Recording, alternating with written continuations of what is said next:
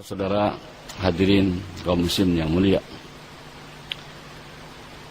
di dunia ini manusia melakukan berbagai macam usaha.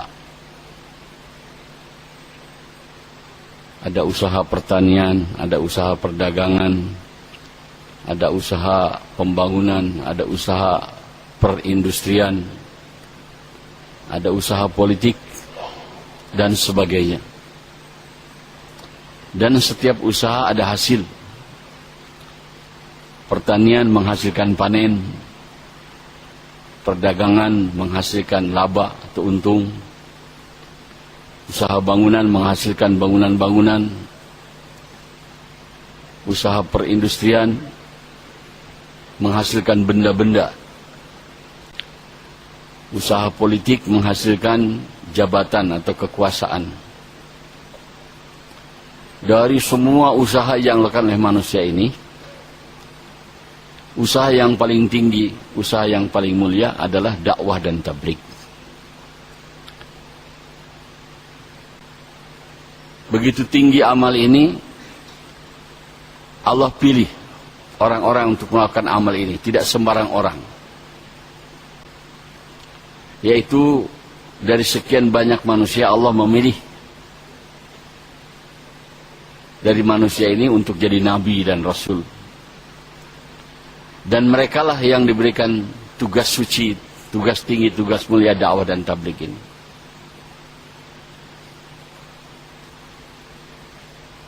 Setelah Rasulullah SAW wafat, tidak akan ada lagi nabi dan rasul sampai hari kiamat. Tugas dakwah yang tinggi, yang suci, yang mulia ini Allah berikan kepada kita selaku umat Nabi Muhammad sallallahu alaihi wasallam. Ini satu kemuliaan, satu kehormatan yang luar biasa daripada Allah kepada umat ini. Diberikan kerja tinggi, usaha yang tinggi, usaha yang mulia, yang mana dulu hanya diberikan kepada para nabi dan rasul saja. Hadirin yang mulia, sebagaimana disebutkan tadi, setiap usaha ada hasil.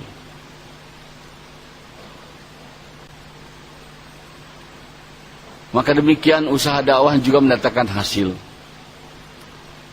Karena usaha dakwah ini usaha yang paling tinggi, yang paling mulia, maka hasilnya pun yang paling tinggi, yang paling baik. Hasil usaha dakwah ini lebih baik daripada panen, lebih baik daripada laba, daripada dagang, lebih baik daripada bangunan-bangunan, lebih baik daripada benda-benda, lebih baik daripada jabatan dan kekuasaan. Kalau usaha-usaha lain mendatangkan hasil kebendaan, keduniaan, tapi usaha dakwah ini lain. Kalau kita terjun dalam usaha ini, bukan Allah datangkan kebendaan, itu tidak ada nilainya di sisi Allah Subhanahu wa taala. Tapi Allah akan datangkan kepada kita sifat, yaitu sifat-sifat yang baik, yang mana dengan sifat ini manusia akan menjadi mulia. Allah Subhanahu wa taala ciptakan kita, hidupkan kita di dunia ini untuk usaha berjuang mendatangkan sifat, bukan berjuang mendatangkan kebendaan-kebendaan. Melalui usaha dakwah ini, sifat-sifat yang baik, sifat-sifat yang dicintai oleh Allah akan datang kepada kita. Sehingga akan menyebabkan Allah cinta dengan kita. Dan Allah akan beserta dengan kita. Kalau kita memiliki sifat-sifat yang disukai, yang dicintai oleh Allah, maka pertolongan Allah, bantuan Allah senantiasa bersama kita. Orang yang sudah memiliki sifat, kalau ada keperluan apa-apa, hanya tinggal angkat tangan saja. Ya Allah, ya Allah, ya Allah. Allah akan datangkan apa yang dikehendakinya. Inilah hasil usaha dakwah. Ya hadirin, saya ulangi, usaha dakwah ini bukan maksud untuk mendapatkan kebendaan sebagaimana usaha yang lain. tapi usaha dakwahnya akan mendatangkan sifat. Kata Maulana Yusuf rahmatullahi alaih, kalau kita dakwah dengan tertib, dengan berkorban, pertama-tama Allah akan datangkan kepada kita sifat iman. Allah akan datangkan kepada kita sifat iman. Iman ini perkara yang sangat berharga, perkara yang sangat mahal, perkara yang sangat tinggi. Begitu mahalnya, begitu tingginya ini iman, Allah tidak berikan kepada setiap orang. Bahkan boleh dikatakan kebanyakan manusia ini tidak dapat kurnia iman daripada Allah Subhanahu wa taala. Kalau kita lihat zaman sekarang di negeri yang dikatakan maju, macam Amerika, Europe, Australia, Jepang, Cina, banyak manusia Allah berikan di sana kekayaan, harta benda, rumah, kendaraan, dan sebagainya. Tapi Allah tidak berikan iman. Orang yang semacam ini, walaupun memiliki segala-galanya pada keduniaan, tapi iman tidak ada, begitu mati akan tersiksa untuk selama-lamanya. Jadi orang yang tidak memiliki iman itu, hidupnya hanya menunggu ajab datang saja. Walaupun dia orang kaya, walaupun berkuasa. Orang yang tidak ada iman, hidupnya menunggu ajab datang. Begitu mati, ajab akan datang, terus selama-lamanya. Maka kita jangan membanggakan mereka. Dari kemajuan keduniaannya itu tidak ada arti. Kita harus punya sifat kesian kepada mereka itu. Kesian. Mereka bakal binasa. Bakal kena siksa. Jangan terpukau, jangan kagum dengan kemajuan-kemajuan mereka itu. Tidak ada artinya di sisi Allah. Demikian bahayanya orang kalau tidak memiliki iman. Alhamdulillah kita bersyukur kepada Allah. Allah kurniakan kepada kita iman.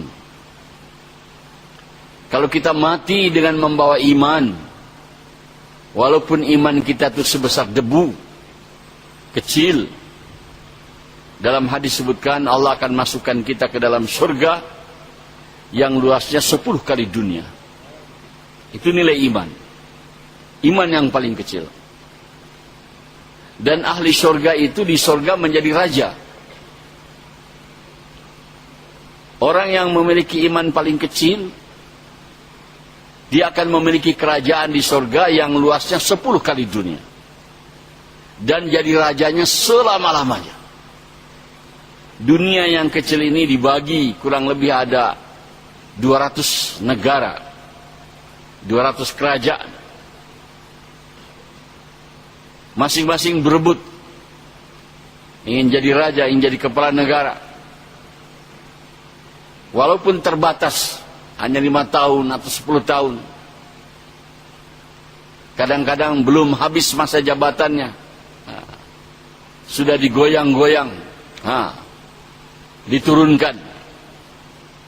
Tetapi apabila kita mati membawa iman, kita akan jadi raja di surga. Kerajaan kita paling kecil 10 kali dunia. Dan jadi raja untuk selama-lamanya. Itu nilai iman. Hadirin, iman ini akan datang melalui usaha dakwah.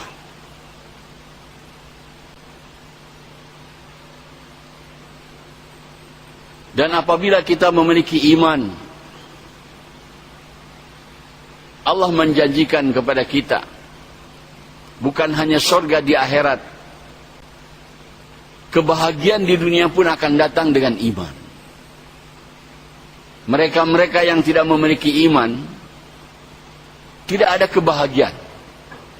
Walaupun kebendaan bersama mereka, hidupnya akan dipenuhi dengan ketakutan, kekhawatiran, kegelisahan. Tidak tentram. Hanya orang yang memiliki iman, hidupnya akan tenang dan tentram. Kalau kita memiliki iman, walaupun kita miskin di dunia ini, Allah berikan ketenangan, ketentraman. Kebahagiaan yang hakiki hadirin bukan dengan kebendaan, tapi dengan iman. Lebih kuat iman kita, lebih tenang hidup kita. Lebih kuat lagi, lebih tenang lagi. Yang menjadikan manusia gelisah, khawatir, ketakutan dari sebab lemah iman. Sekarang orang yang memiliki kebendaan, kekuasaan, harta, uang, karena iman lemah, hidupnya penuh dengan kekhawatiran. Ya hadirin, ini perkara yang besar. Iman akan datang kepada kita melalui usaha dakwah. Tambah korban kita dalam dakwah, tambah kuat iman kita. Tambah korban lagi, tambah Allah kuatkan lagi. Dan hadirin, kalau kita terus dakwah, korban lagi dan ikut dakwah dengan tertib, Allah akan kurniakan kepada kita sifat takwa. Dalam hadis disebutkan, al-imanu uriyan, libasuhu takwa. Iman itu telanjang, pakaiannya adalah takwa. Jadi takwa itu adalah pakaian orang yang beriman. Apa keuntungan hadirin kalau kita memiliki sifat takwa? Allah berfirman dalam Al-Quran, wa man yattaqillah yaj'al lahu makhraja wa yarzuqhu min haitsu la yahtasib. Barang siapa yang takwa kepada Allah, akan dikeluarkan daripada segala kesempitan, dikeluarkan daripada segala problem dan masalah. Yaj'al lahu makhraja wa yarzuqhu min haitsu la yahtasib, dan akan diberikan rizki dari arah yang tidak diduga-duga. Hadirin, kalau kita dagang dapat laba, itu sudah diduga. Kalau kita bertani dapat panen, sudah diduga. Kalau kita bekerja dapat upah, dapat gaji, sudah diduga. Allah memberikan rizki kepada orang yang takwa bukan dari arah itu, dari arah yang tidak disangka-sangka. Bahkan ulama mengatakan, kalau kita ada sifat takwa, Allah akan datangkan rizki kepada kita tanpa usaha. Allah datangkan kepada kita tanpa susah payah, tanpa membuat usaha, Allah akan datangkan. Maka ulama mengatakan, kalau kita belum pernah menerima rizki dari arah yang tidak diduga-duga, diragukan sifat takwa yang ada pada kita ini. Hadirin, manusia di dunia ini sekarang sibuk-sibuk hanya dalam perkara mencari rizki.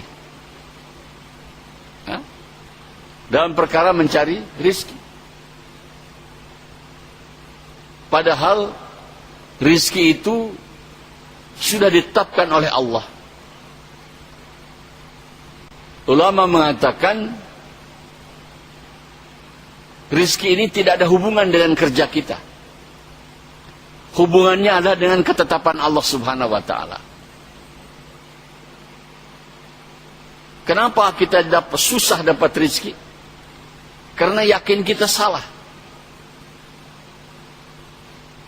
Kalau yakin kita ini bahwa rizki akan datang dengan usaha kita, dengan kerja kita, maka rizki itu datang dengan susah payah. Harus kerja dulu, harus kerja keras dulu, baru datang kepada kita. Tapi kalau kita yakin yang benar bahwa rizki adalah hubungannya dengan ketetapan Allah, dengan ketentuan Allah, maka rizki akan datang kepada kita dengan mudah, tidak melalui susah payah.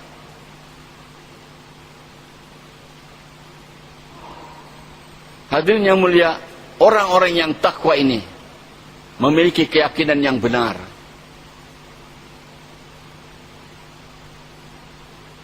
Rizki itu bukan hubungan dengan kerja kita, hubungan dengan ketetapan Allah. Wa fis samaa'i rizqukum wa ma tu'adun. Dari langitlah dijanjikan rizki kepada kamu sekalian. Jadi rizki itu tersimpan di langit, dipelihara, dijaga oleh Allah. Tidak akan ada orang lain mengambil rezeki kita. Tidak akan salah datang. Pasti akan datang kepada kita. Sebetulnya kalau kita secara iman hadirin, apakah dengan kerja atau dengan tidak kerja, dengan usaha atau tidak usaha, rezeki pasti datang kepada kita. Bahkan andai kata kita tidak mau pun, tetap rezeki akan datang kepada kita. Itu kalau kita bicara secara iman. Tapi karena kita iman lemah, khawatir, takut tidak dapat rezeki. Seperti keadaan umat Islam sekarang, sibuk mencari rezeki, sehingga kewajibannya ditinggalkan. Tidak mengamalkan agama, tidak taat kepada Allah, gara-gara sibuk cari rezeki saja. Ini satu kejahilan, satu kebodohan. Kalaulah kita bersungguh-sungguh dalam hidup kita ini mentaati Allah Subhanahu wa Ta'ala, yaitu kita takwa, maka rezeki itu akan datang kepada kita dengan mudah, tidak dengan melalui susah payah. Ini keuntungan sifat takwa hadir. Sifat ini akan datang kepada kita melalui usaha dakwah ini. Sehingga usaha dakwah ini membawa kepada keberuntungan, kepada kemudahan, kepada kesenangan. Tidak sebagaimana orang yang belum paham menyangka dakwahnya akan mendatangkan kesulitan, kepayahan. Tidak. Itu orang tidak tahu. Justru Allah berikan usaha dakwah ini kepada kita untuk kesenangan kita, untuk kemudahan kita, untuk kemuliaan kita. Hadirin, kalau kita terus dakwah korban-korban lagi dan ikut dakwah dengan tertib,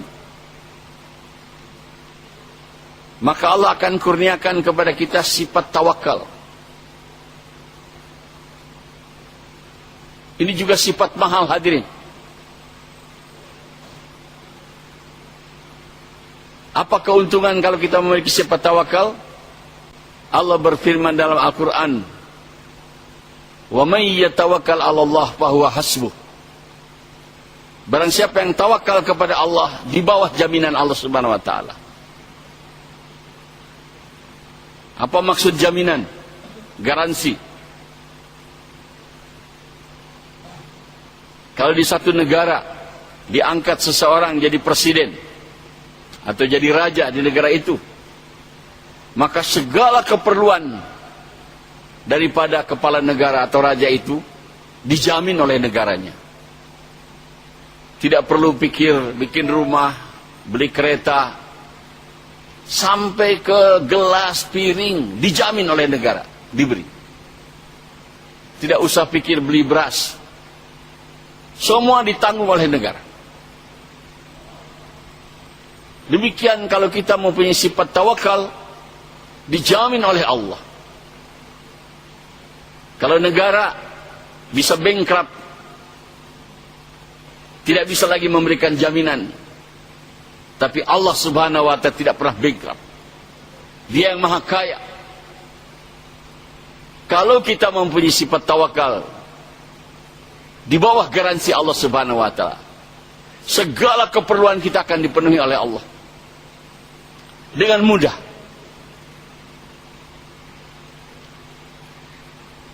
Dalam hadis sebutkan, kalau kita ini memiliki sifat tawakal seperti tawakalnya burung, burung itu tawakal.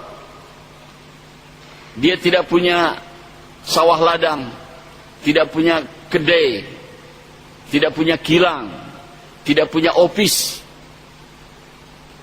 pergi pagi dengan perut kosong, pulang sore dengan perut yang penuh. Hadirin, kalaulah kita memiliki sifat tawakal seperti tawakalnya burung, Allah akan kasih rizki kepada kita sebagaimana Allah mengasih rizki kepada burung.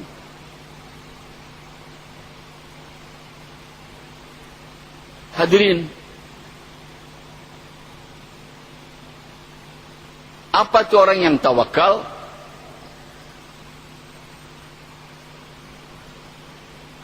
Orang yang tawakal adalah yang dia sibuk menunaikan perintah-perintah Allah, urusan dia serahkan kepada Allah, keperluan dia serahkan kepada Allah. Orang yang tawakal itu sibuknya mencari perintah Allah, karena dia yakin kejayaan ada di dalam perintah Allah. Selalu dia cari apa perintah Allah sekarang, apa perintah Allah sekarang, apa perintah Allah sekarang. Setelah ini apalagi perintah Allah. Jadi tawajuhnya itu kepada untuk menjalankan perintah Allah. Orang yang tawakal, urusan-urusan dia serahkan kepada Allah. Kalau kita memiliki sifat seperti ini, segala keperluan-keperluan kita dijamin oleh Allah Subhanahu wa taala.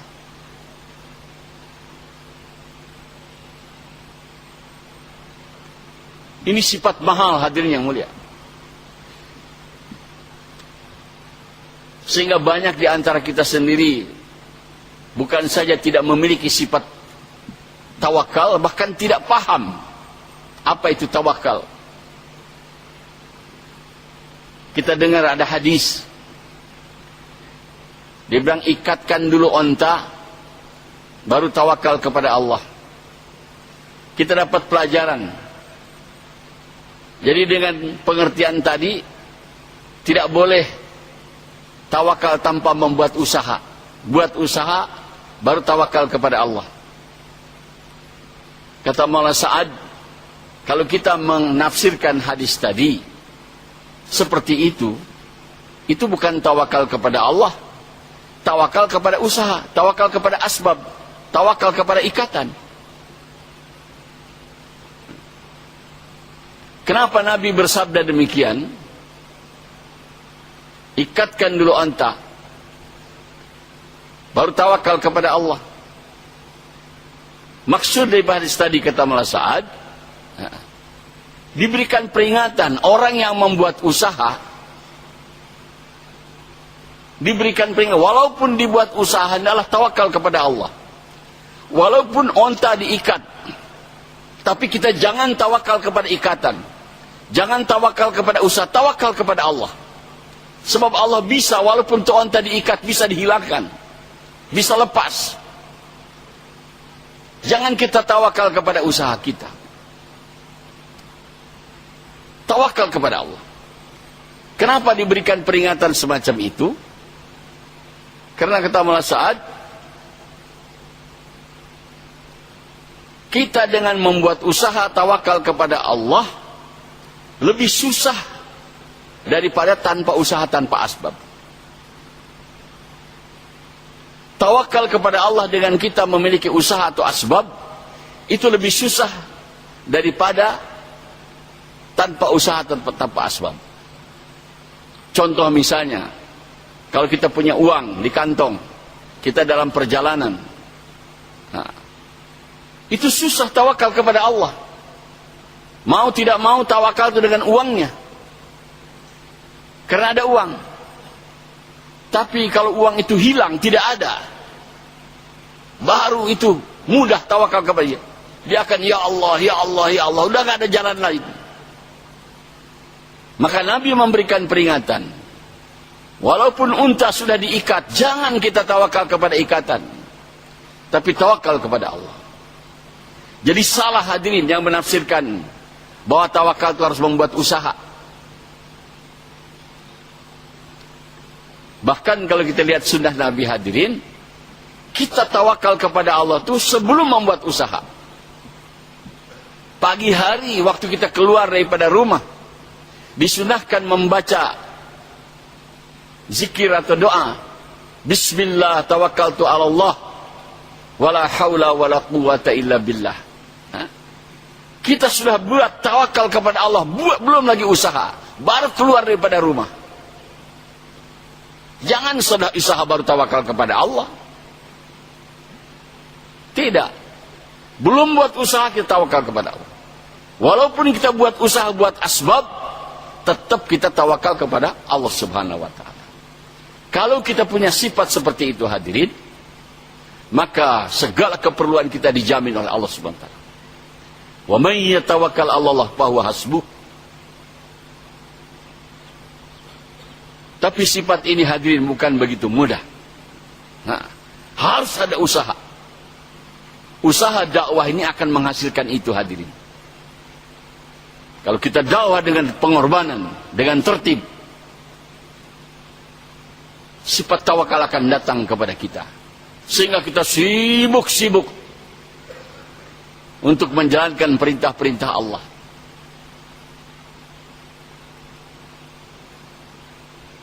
Urusan kita serahkan kepada Allah Subhanahu wa ta'ala. Siti Maryam alaihissalam sudah dinazarkan oleh orang tuanya untuk diwakafkan kepada Allah. Sejak balik tidak ada kerja lain, hanya ibadah saja kepada Allah Subhanahu wa ta'ala. Tidak ada kerja lain. Begitu tawakalnya tinggi. Setiap Nabi Zakaria masuk ke kamarnya, didapati di kamar Siti Maryam itu ada makanan, ada rizki, ada buah-buahan. Bahkan aneh katanya, di musim panas ada buah yang musim dingin. Di musim dingin ada buah musim panas. Bukan musim apple ada apple, bukan musim anggur ada anggur. Nabi Zakaria bertanya, "Aina laki hada?" Dari mana ini Maryam? Jawab Siti Maryam, "Hiya min indillah. Innallaha yarzuqu man yasha bighairi hisab." Ini dari sisi Allah. Allah berkuasa memberikan rizki kepada siapa yang dikehendakinya tanpa usaha. Karena Siti Maryam sibuk saja dan yakin kepada Allah, maka didatangkan rizki kepadanya tanpa usaha. Hadirin, kata ulama, sehingga Nabi Zakaria terkesan dengan perkara ini. Jadi tidak tergantung kepada asbab. Dia ada hajat, ada keinginan yang belum terlaksana, tapi tidak berani berdoa kepada Allah karena tidak ada asbab, yaitu beliau ingin punya anak, tapi beliau tidak berani berdoa karena dia sudah tua dan istrinya mandul. Gak ada asbab. Ini dia sudah tua dan mandul. Tetapi setelah melihat kejadian Siti Maryam ini, bahwa rizki datang tanpa asbab, maka dia semangat sekarang. Mulai berdoa kepada Allah setelah kejadian ini. Minta kepada Allah supaya dikurniakan anak. Dengan tawakal yang tinggi. Maka dengan yakin yang benar, dengan tawakal yang tinggi ini, walaupun asbab tidak ada pada Nabi Zakaria, dia sudah tua, istri badul, Allah berikan anak. Yaitu yang bernama Yahya, yang Allah jadikan Nabi juga. Hadirin, jadi mudah dan susahnya rizki datang itu tergantung kepada yakin kita. Kalau yakin kita benar, yakin kepada Allah, bahwa rizki itu berdatang berdasarkan ketetapan Allah Subhanahu wa ta'ala, bukan dari usaha, maka Allah akan datangkan rizki dengan mudah. Kenapa kita sekarang susah payah untuk dapatkan rizki? Karena yakin kita salah. Sering kita dengar kita harus kerja keras baru dapat.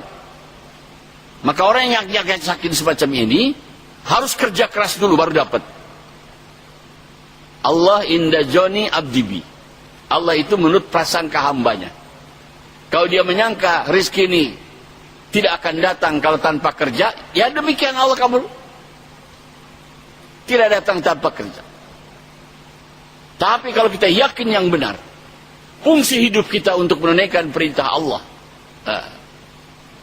maka perkara-perkara keperluan kita nih dijamin oleh Allah Subhanahu wa taala. Hadirin yang mulia, ini sifat akan datang melalui usaha dakwah. Kalau kita dakwah terus korban lagi dan tertib,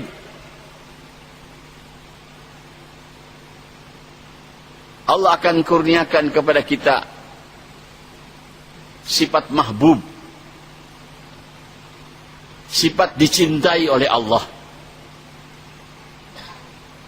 Disebutkan dalam hadis, kalau Allah cinta kepada seseorang, Allah panggil malaikat Jibril, ya Jibril, aku cinta kepada si fulan, hendaklah kamu cinta kepada si fulan. Dan beri elan, pengumuman kepada malaikat, seluruh malaikat di langit, bahwa Allah cintakan si fulan, hendaklah seluruh malaikat cinta kepada si fulan. Dan seluruh malaikat memberi elan lagi kepada ahli bumi, bahwa Allah cinta kepada si fulan, hendaklah seluruh ahli bumi cinta kepada si fulan. Hadirin, kalau kita mempunyai sifat mahbub, dicintai oleh ahli langit dan dicintai oleh ahli bumi. Hadirin, ini perkara mahbub ini, perkara dicintai ini sangat-sangat penting. Hadirin, saya ambil contoh.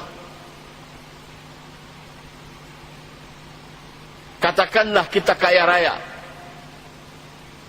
rumah megah, uang banyak, segala macam ada pada kita, tapi tidak ada mahbub. Istri kita benci dengan kita, anak kita benci dengan kita, tetangga benci kepada kita, atasan benci, bawahan benci, seluruh benci sama kita.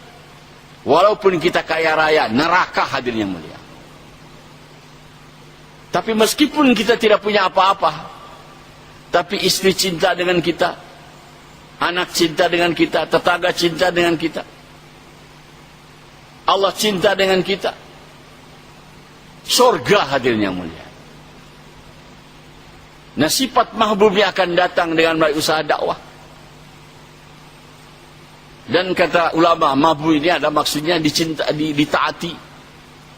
Sahabat-sahabat radhiyallahu anhum mempunyai sifat mahbub. Satu ketika serombongan sahabat sedang keluar jalan Allah, kemalaman di hutan. Mereka niat mau bermalam di hutan itu, tapi di hutan itu banyak binatang buas. Maka salah seorang sahabat bangkit elan, wahai penghuni hutan, kami adalah sahabat Rasulullah SAW, mau bermalam di hutan ini, hendaklah kamu keluar semua daripada hutan ini. Semua binatang keluar. Hadirin, harimaunya, singanya, gajahnya, ularnya, kalajengkingnya, sampai ke semut-semut, ke nyamuk-nyamuk keluar. Hadirin yang mulia, taat. Karena sahabat mempunyai sifat mahbub, dicintai oleh ahli langit dan dicintai oleh ahli bumi, ditaati. Hadirin, ini sifat mahal. Ini akan datang kepada kita kalau kita mau korban untuk dakwah. Akan datang ini sifat mahbub pada kita. Bukan dengan usaha-usaha lain. Sifat ini akan datang dengan usaha dakwah. Berikutnya hadirin, kalau kita korban lagi dan dakwah dengan tertib istiqamah, Allah akan datangkan kepada kita sifat sahibud doa.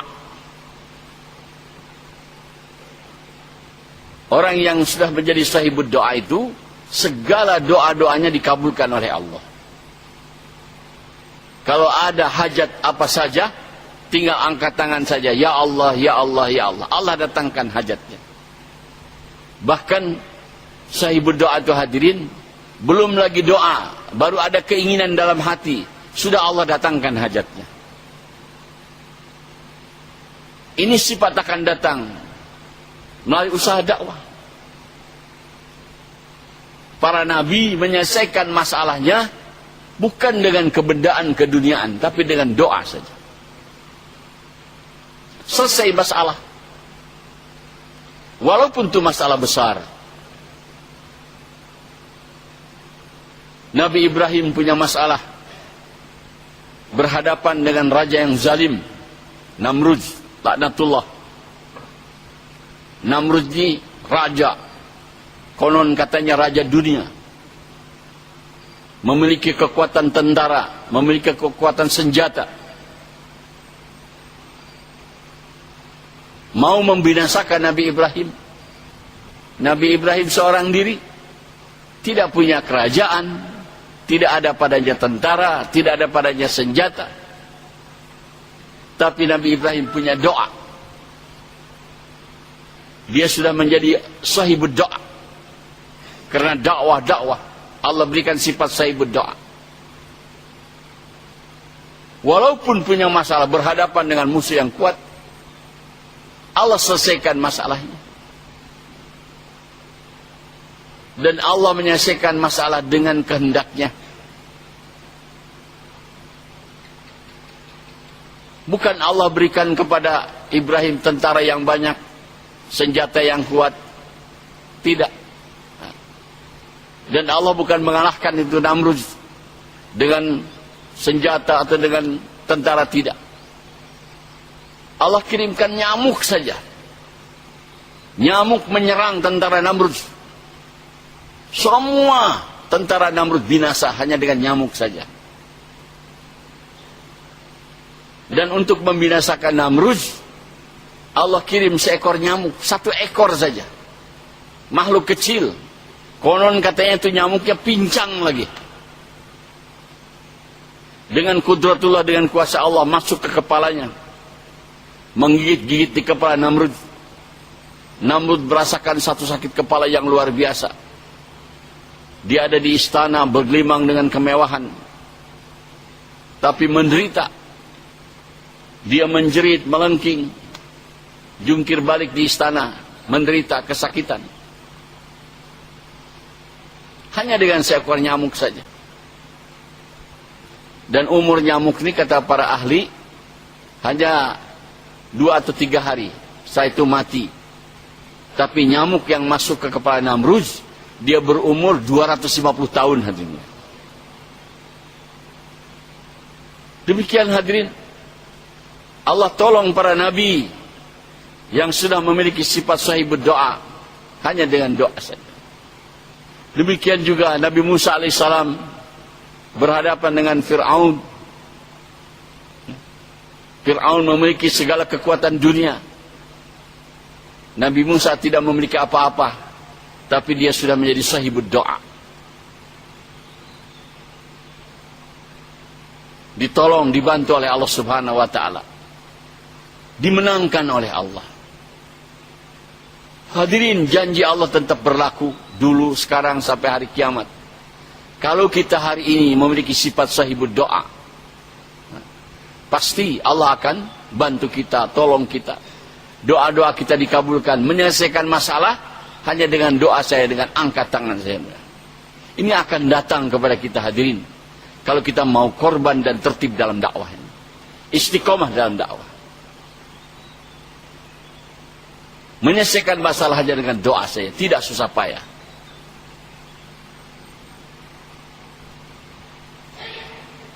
Apa hajat kita kepada Allah?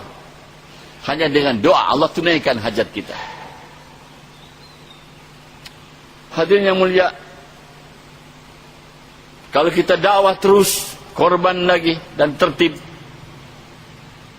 Allah akan datangkan kepada kita sifat muqarrabin, orang yang dekat dengan Allah, orang yang sudah sampai kepada Allah. Inilah yang sukses yang paling besar. Dekat dengan Allah, sampai kepada Allah. Apa keuntungan kalau kita dekat dengan Allah sampai kepada Allah?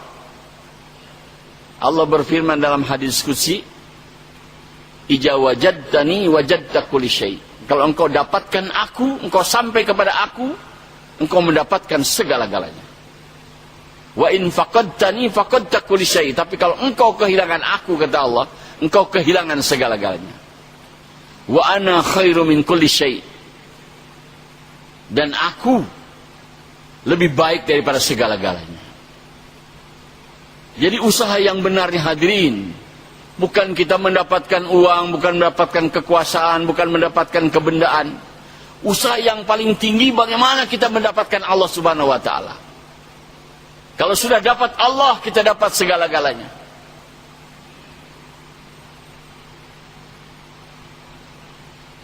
Haji Abdul Wahab tiap hari seperti teriak-teriak hadirin, mengajak kita supaya kita tawajuh kepada Allah, menuju kepada Allah. Hari ini umat berhamburan, berjuang menuju kepada selain Allah, untuk mendapatkan selain Allah. Itu akan menuju kepada kerugian dan kehancuran. Usaha yang akan mendapatkan kejayaan, kita menuju kepada Allah, dekat kepada Allah. Kalau kita sudah dekat dengan Allah, kita akan dapatkan segala-galanya. Hadirin, contoh dari kisah si Ayas dengan Sultan Mahmud. Satu ketika Sultan Mahmud naik kuda dan dia menyebar-nyebarkan uang, membagi-bagi uang. Maka orang berhamburan, berebutan untuk mendapatkan, memunguti uang yang disebarkan oleh Raja Sultan Mahmud. Tapi si Ayas, dia tidak ikut-ikutan mengambil itu uang. Dia berlari-lari di belakang kuda daripada Sultan Mahmud. Tidak ada niat untuk mengambil uang yang disebar-sebarkan. Maka Sultan Mahmud bertanya, "Ya Ayas, engkau tidak ikut seperti orang lain mengambil itu uang yang aku bagi-bagikan?" Jawab si Ayas apa? "Tuan Raja, hatiku tentram senang kalau dekat dengan Tuan Raja. Kalau hamba jauh daripada Tuan Raja, hati saya akan gelisah. Tidak tentram, tidak merasa senang. Kalau saya ikut-ikutan mengutin itu uang, saya akan jauh daripada Tuan Raja. Ini musibah bagi saya. Tentram saya, tenang saya, kalau dekat." Sudah begitu cinta si Ayas kepada Sultan Mahmud. Maka kalau ini cinta kita kepada Allah seperti itu, mahabbah kita kepada Allah seperti itu, kita sudah tidak ada keinginan lagi untuk mendapatkan keduniaan, kebendaan hadir. Keinginannya hanya dekat dengan Allah. Nikmatnya orang-orang yang sudah tauhidnya tinggi, imannya tinggi, yaitu dekat dengan Allah. Bahkan di surga pun hadirin nanti, yang paling nikmat itu bukan dapat bidadari, bukan makan, minum, makanan mewah, tidak. Kenikmatan yang paling tinggi di surga adalah melihat wajah Allah Subhanahu wa taala. Begitulah hadirin. Kalau kita korban terus dalam dakwah, Allah akan sampaikan ke peringkat itu, sehingga kita ma'rifat hakikat dengan Allah Subhanahu wa taala, sehingga kita merasa tenang, tentram dengan dekat dengan Allah, dengan cinta kepada Allah. Ini orang yang paling beruntung hadirin yang mulia. Sifat ini tidak akan datang hanya kita dengan sibuk kerja, dagang. Tidak. Tapi melalui amal yang mulia ini, sifat dakwah ini, sifat itu akan datang kepada kita. Jadi hadirin, kita jangan tertipu.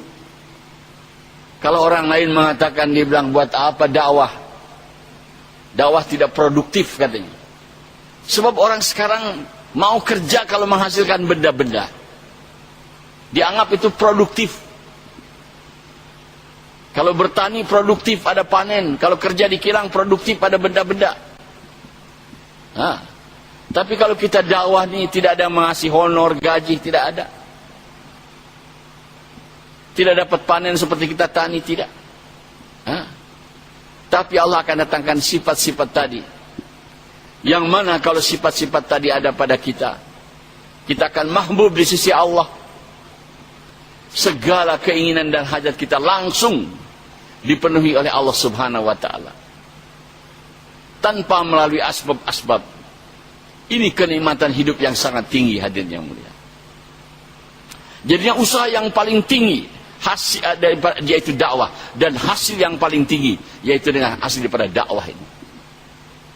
Akan datang iman, akan datang takwa, akan datang tawakal, akan datang mahbub, akan datang sifat sahibud doa, dan akan datang sifat muqarrabin kepada kita.